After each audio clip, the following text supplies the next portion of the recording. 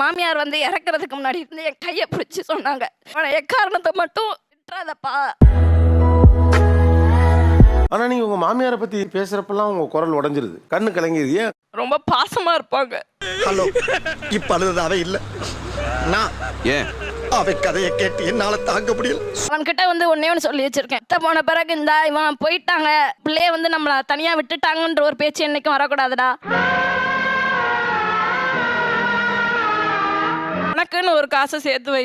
இப்ப வந்து ஒரு பவுண்ட நகை அவனுக்குன்னு எடுத்து வச்சிருக்கான். அந்த செயினே வந்து என் பையனுக்கு போட்டு விடுறான்.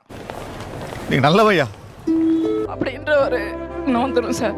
அதனால அவனை வந்து என் பிள்ளையா தான் நான் பாக்குறேன்.